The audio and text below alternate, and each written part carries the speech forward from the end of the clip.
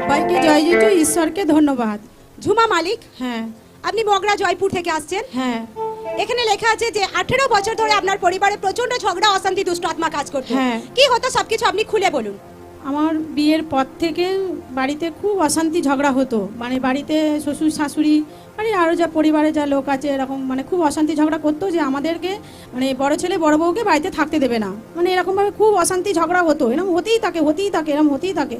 এরকম করতে করতে আমার মেয়ে হয়, মেয়ে হওয়ার পরে মেয়ের যখন 1.5 বছর বয়স তখনও এরকম অশান্তি হয়। তো একদিন আমরা স্বামী স্ত্রীতে ঠিক করি যে আমরা বাড়ি থেকে থাকবো না, বাড়ি থেকে চলে যাব। আমাদের জন্য বারবার বলছে চলে যেতে, তাহলে আমরা এরকম চলেই যাব বাড়ি থেকে। দিয়ে আমরা ভাড়া বাড়িতে চলে গেছিলাম। ভাড়া বাড়িতে 6 বছর থাকার পরে তো আমার ঠাকুমা শাশুড়ি আমাদেরকে বাড়িতে নিয়ে আসে যে তোর বাবা যখন বাড়িতে জায়গা দিচ্ছে না, ঘর দিচ্ছে না, তাহলে আমি তোকে জায়গা দেবো, তো তোরা ঘরে জায়গাতে ঘর করে তোরা থাকবি। তা আমরা এরকম কষ্ট করে ঘর করি। ঘর করার পরে আমরা থাকতে তারপরে আমার ছেলে হয়। ছেলে হওয়ার পরেও সেই আবার একই অশান্তি আর মানে আমার পেছু ছাড়ছে না। অশান্তি ওরকম হতেই থাকে অশান্তি দিয়েতে আমি অসুস্থ হয়ে যাই। হ্যাঁ, দিনের পর দিন একটার পর একটা আমার রোগ হতে থাকে। এরকম নানা রকম ভুগতে থাকি, নানা জায়গায় ঘুরতে থাকি, অনেক জায়গায় জাদুটোনা করতে থাকি যাতে পরিবারে অশান্তির থেকে যেন মুক্তি পাই আমি। হ্যাঁ, যে যাতে কোথায় গেলে আমি শান্তি পাবো, অশান্তি থেকে আমি মুক্তি পাবো। এমন কোনো দিন নেই যে আমি মানে চোখের জল না ফেলে আমি ভাত খাইনি, মানে এরকম অশান্তিতে আমি ভুগতাম। তাই এরকমভাবে চলতে আমি অনেক জায়গায় ঘুরেছি, অনেক জায়গায় ডাক্তার দেখিয়েছি। আমার এরকম করতে করতে নার্ভের প্রবলেম হয়ে যায়, নার্ভের ওষুধ খেতে থাকি। মগরাতে চুচড়োতে ডাক্তার দেখাই, দিনের পর দিন ওষুধ খেতে, দিনের পর ওষুধ খেতে আমি অসুস্থ হয়ে যাই। হ্যাঁ, ডাক্তারের ওষুধ খেয়েও আমার কোনো কিছু কাজ হয় না। এরকম করে আমার দিন এরকম করে প্রতিটা দিন আমার এইভাবে কাটতে থাকে। তো আবার ওরকম অশান্তি ঝগড়া হয়, বলে বাড়ি থেকে চলে যা, তোরা সামনের জায়গা পেয়ে গেছিস, ঘর করেছিস, সেখানে তোদের থাকতে দেবো না। এরম করে তো আমার স্বামীকে বলি যে দেখো এরমভাবে ঝগড়া শুনতে গেছে, আমি আর সংসার করবো না তোমার সাথে, তোমার বাড়িতে আমি এসে আমি একদিনও শান্তি পাইনি। তো এরকমভাবে একদিন খুব ঝগড়া অশান্তি হয়। আমার গায়ে আমি নিজে কেরোসিন তেল ঢেলে নিই, 2 লিটার মতন কেরোসিন তেল ঢেলে নিই বা আমি খেয়ে নেওয়ার পর আমি খুব অসুস্থ হয়ে যাই। মগরাই দেখানো হয়, মগরা থেকে চুচড়ো ট্রান্সফার করে। আমার স্বামী ভয়ে আমাকে নিয়ে যায়নি চুচড়োই। তো আমার ছেলে মেয়ে আমার কাছে খুব কাঁদতে থাকে। আমি তখন চিন্তা করি যে আমার ছোটবেলায় বাবা মা মারা গেছে, আমি যদি সত্যি মরে যেতাম ওদের প্রতি রাগ করে অশান্তি করে, তাহলে আমার ছেলে মেয়েগুলোর কি হবে। আমার ছোটবেলায় বাবা মা মারা গেছে, আমি অনেক কষ্ট করে মানুষ হয়েছি, তাহলে আমার ছেলে মেয়েগুলোও তাহলে অনেক কষ্ট করে, আমার পরিবারের লোকেরা কেউ দেখবে না। এরম ভাবে আমার দিন কাটতে থাকে, অশান্তিতে ভোগ করতে থাকি। তারপরে আমি থাকি, এরম থাকতে আবার এরকম অশান্তি হয়। বাপের বাড়িতে আসি, কাকাদের কাকিদের বলি, ওরা যায়, পার্টি, পঞ্চায়েত, থানা, পুলিশ, আত্মীয় স্বজনকে জানানো হয় যে কেন এরকম করিস, ওরা তো ওদের মতন থাকে খায়, জানি না কেন এরকম করতো, বুঝতে পারতাম না। তো একদিন এরকম বাপের বাড়ি থেকে অশান্তি হয়েছে, তার বাপের বাড়ি থেকে আমি ফিরছিলাম। তো এক দিদিভাই, এইভাবে 18 বছর কেটে যায়। 18 বছর ধরে আমি এই অশান্তি থেকে ভুগছিলাম। তো এইভাবে অনেক বছর এইভাবে কেটে যায়, প্রচন্ড কষ্টের মধ্যে লাইফে কাটাচ্ছিলেন। প্রচন্ড কষ্টে লম্বা টাইম চলে, তারপরে একটা টাইম আপনি প্রার্থনা করতে জানতে পারেন। হ্যাঁ, বলুন আপনি। আমি ওই ট্রেনে ফিরছিলাম, তা আগের দিন আমার খুব অশান্তি হয়েছে বাড়িতে, তা আমি বাপের বাড়িতে চলেই গেছিলাম। দিয়ে কাকা কাকিদেরকে গিয়ে বলছি যে এরকম আবার অশান্তি হচ্ছে, আমি আর থাকবো না ওখানে। তা ওরা বুঝিয়ে সুঝিয়ে বাড়ি পাঠিয়ে দিল। সেদিনকে আমি আসছি, তো এইখান থেকে দিদিভাইরা প্রার্থনা থেকে ফিরছিল, রবিবার ছিল। তো আমি দিদিভাইরা আলোচনা করতে যাচ্ছে, তো আমি শুনে আমি দিদিকে বলছি, দিদিভাই এটা কিসের প্রার্থনা? বলছে যিশুর প্রার্থনা। তখন ওই দিদিকে আমি আমার দুঃখের কথা আমি বলতে থাকি যে দিদি আমার বাড়িতে প্রচণ্ড অশান্তি ঝগড়া হচ্ছে, আমি কি গেলে ওখানে মুক্তি পাবো? বলছে হ্যাঁ অবশ্যই পাবে। তো দিদি আমাকে কথা বলতে মগরা স্টেশনে চলে যায়। এবার আমি দিদির সাথে কী করে যোগাযোগ করব? তখন ওই দিদি বলছে তোমার কাছে কাগজও নেই, আমার কাছে পেনও নেই, আমি কী করে তোমায় দিই বলো তো? তখন ওই মগরার থেকে অনেকেই আসে এখানে প্রার্থনায়। তখন ওই দিদিভাই আমাকে নেবে, মানে ট্রেন থেকে দেখিয়ে দিল, বলে এই দিদিগুলো যায়, এদেরকে নেবেই তুমি ধরবে।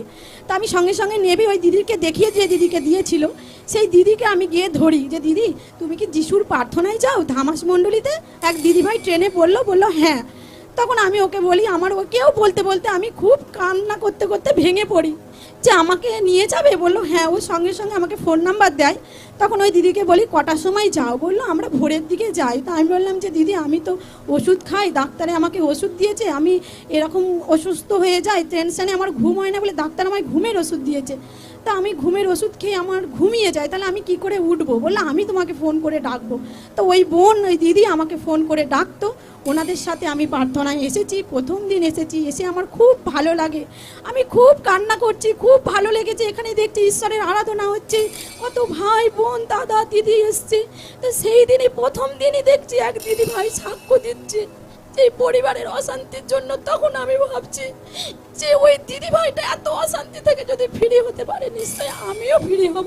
আমি ঈশ্বরকে আঁকড়ে ধরলাম যে আমি আর কোথাও যাব না, আমাকে যদি ফ্রি করে এই অশান্তি থেকে একমাত্র এই ঈশ্বরই আমাকে ফ্রি করতে পারবে। আমি এখানে আসতে থাকি, বাক্য শুনতে থাকি, যেখানে সাক্ষ্য দেয় সেই সাক্ষ্যকে শুনতে থাকি, ঈশ্বরের দাস যেগুলো বলে সেগুলো আমি ফলো করতে থাকি। ফায়ার প্রার্থনা আমি সংসারের জন্য পরিবারের সবার জন্য রিসিভ করতে থাকি, আর ঈশ্বরকে আমি জানাতে থাকি। এইভাবে 18 বছর পর আমার জীবনে ঈশ্বর আমাকে আশীর্বাদ করেছে। আজ 1.5 বছর হচ্ছে। তারপরে আপনি প্রার্থনায় আসতে থাকেন, বিশ্বাসে পুরো জুড়ে থাকেন আপনি, এবং এইভাবে যখন লাগাতার আপনি বিশ্বাসের সহিত প্রার্থনায় আসতে থাকেন, 15/10/2023 যখন আপনি প্রার্থনাতে আসেন, আর সেই দিন ঈশ্বরের দাস যখন স্পেশাল ফায়ার প্রার্থনাকে করেছিলেন, সেই ফায়ার প্রার্থনাকে আপনি রিসিভ করেন। আসুন আমরা সেই ফায়ার প্রার্থনা ভিডিওকে দেখি।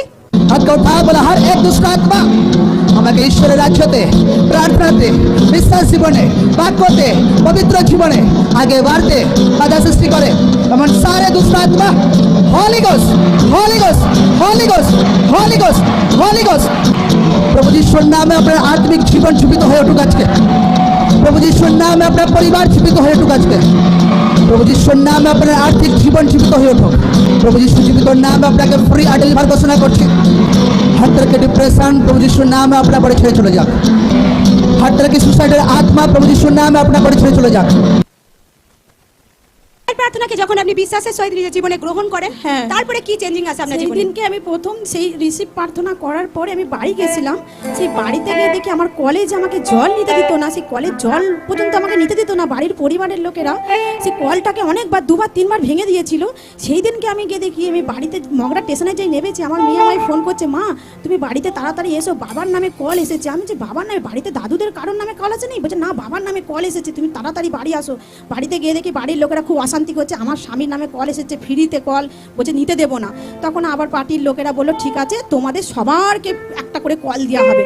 মানে আমার ইয়েতে যে আমাকে ঈশ্বর মানে কি বলবো এত আশীর্বাদ করেছে, আমার জন্য বাড়িতে 6টা কল হয়ে গেছে। যে বাড়িতে আমার কলেতে জল নিতেন, আমি লোকের বাড়ি থেকে জল নিয়ে এসে কাজ করতাম। এখন আমার বাড়িতে আমাকে ঈশ্বর কল দিয়েছে। সেই দিনের পর থেকে আমি এখন খুব ভালো আছি, সুস্থ আছি, বাড়ির পরিবারের লোকেরাও ভালো আছে। এখন পরিবারের লোকেরা অশান্তি করে না, লোকেরা কেউ অশান্তি ঝগড়া করে না, ওরা ওদের মতন থাকে, আমি আমার মতন থাকি। এখন পুরো ঠিক আছে, পুরো ঠিক আছে, পুরো জোরসে মহিমাকে করে জীবিত ঈশ্বরের নামে। Hallelujah, hallelujah, hallelujah, hallelujah, hallelujah. সকলে ধ্যান সহকারে শুনবো। ইনি বলছেন 18 বছর ধরে ইনার পরিবারে প্রচন্ড ঝগড়া অশান্তি দুষ্ট আত্মা কাজ করতো। এর কারণে ইনি বলছেন বিবাহের পর থেকে ইনাদের পরিবারে ঝগড়া অশান্তি শুরু হয়। ইনার শ্বশুর, ইনার শাশুড়ি, পরিবারের লোকজনের সাথে ইনার প্রচন্ড ঝগড়া অশান্তি হতো, তারা বাড়িতে থাকতে দিত না। এর কারণে ইনি বারবার বাড়ি থেকে চলে যেতেন, কখনো ভাড়া বাড়িতে ইনারা 6 বছর কাটিয়েছেন। তো এইভাবে বারবার ইনারা বাড়িতে ফিরতেন, আবার ফিরসে ঝগড়া হতো, আবার ফিরসে চলে যেতেন। তো এইভাবে 18 বছর কাটে।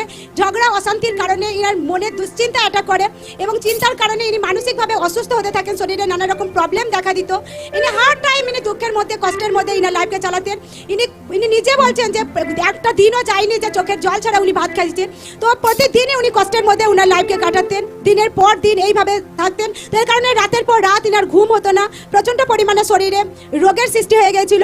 আর ইনি এর কারণে ইনি সুসাইড করারও চেষ্টা করেন, নিজে বলছেন যে ইনি কেরোসিন তেল ঢেলে সুসাইড করার চেষ্টা করেন।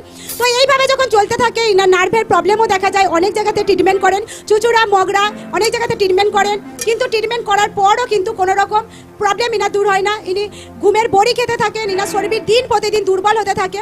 তো এইভাবে যখন চলতে থাকে লাইফে কোনো রকম স্বস্তি যখন উনি দেখতে পাচ্ছিলেন না, উনি অনেক জায়গাতে জাদুটোনা করেন, কিন্তু জাদুটোনা করিয়েও কোনো রকম কোনো ফল হয় না। তো এইভাবে 18 বছর কষ্টের মধ্যে উনি ওনার লাইফে কাটান। তো একটা টাইমে যখন উনি কোথা থেকে ফিরছিলেন, আর ট্রেনেতে একজনের মাধ্যমে উনি প্রার্থনার কথা জানতে পারেন। আর প্রার্থনার কথা যখন জানতে পারেন, তো তারপর থেকে উনি প্রার্থনায় আসা শুরু করেন। উনি যখন এখানে আসেন, আরাধনাকে শোনেন, সাক্ষ্যকে শোনেন, উনি যখন ফার্স্ট টাইম প্রার্থনাতে আসেন, আর সেম সাক্ষ্য উনি নিজের লাইফের সাথে দেখেন যে তাদের পরিবারেও এরকম ঝগড়া অশান্তি হতো, আর তারা প্রার্থনাতে এসেছে জীবিত ঈশ্বর তাদের ঘরে ঝগড়া অশান্তি থেকে ফ্রি করেছে। সেই স্যার টেস্টিমনি যখন উনি শোনেন তো পুরো আত্মাতে উনি রিসিভ করেন যে জীবিত ঈশ্বর উনাদের ঘরে যখন ফ্রি করেছে তো আমাকেও ফ্রি করবে। পুরো বিশ্বাসের সহিত উনি লাগাতার প্রার্থনাতে আসতে থাকেন, জীবিত ঈশ্বরের প্রতি পুরো বিশ্বাসে ভরসায় বাড়তে থাকেন এবং ঈশ্বরের দাস যা কিছু বাক্যকে বলতেন সেই বাক্য ধ্যান সহকারে শুনতে থাকেন এবং লাগাতার যখন উনি প্রার্থনাতে আসতে থাকেন 15/10/2023 যখন উনি প্রার্থনাতে আসেন আর সেই দিন ঈশ্বরের দাস যখন ফায়ার প্রার্থনাকে করছিলেন যে পরিবার বদলে যাচ্ছে আর সারে দুষ্ট আত্মার লোকদের বাড়ি থেকে দূর হচ্ছে আর সেই ফায়ার প্রার্থনা যখন পুরো বিশ্বাসের সহিত নিজের জীবনে গ্রহণ করেন ঈশ্বরের সামর্থ্য ওনার বডিকে ওনার পরিবারকে স্পর্শ করে বাড়ি যান ধীরে ধীরে প্রবলেম ফ্রি হতে থাকে। এখন ওনার পরিবার থেকে সারে ঝগড়া অশান্তি দুষ্ট আত্মা দূরে গেছে, ওনারা এখন সম্পূর্ণ ফ্রি আছেন, সম্পূর্ণ মুক্ত আছেন। জোরসে মহিমাকে করে জীবিত ঈশ্বরের নামে হালেলুয়া হালেলুয়া হালেলুয়া। এখন কত বছর হয়ে গেছে ফ্রি আছে? আমি 1.5 বছর হয়ে গেছে ফ্রি আছি। 1.5 বছর হয়ে গেছে, এখন আর কোনো ঝগড়া না, অশান্তি হয় কোনো না? ঝগড়া অশান্তি হয় এখন না। একই বাড়িতেই আছে, একই বাড়িতেই কোনো আছি। প্রবলেম না, নেই। কোনো প্রবলেম নেই। জোরসে আরেকটি বার জীবিত ঈশ্বরের মহিমাকে করি। হালেলুয়া জোরসে, জোরসে, জোরসে, জোরসে। Hallelujah hallelujah.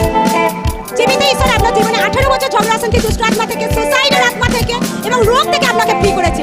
এই বড় আশীর্বাদের জন্য আপনি কি বলতে চান? আমি বলতে চাই যে সকল ভাই বোন দিদি দাদারা যারা মাইয়া অশান্তির মধ্যে আছেন আপনারা এই প্রার্থনায় প্রভু যিশুর প্রার্থনায় ধামাস মণ্ডলীতে আসুন।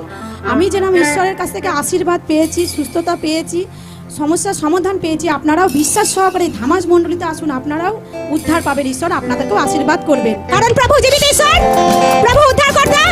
জোরসে মহিমাকে করে হাতে উঠিয়ে তালে সহি। হালেলুয়া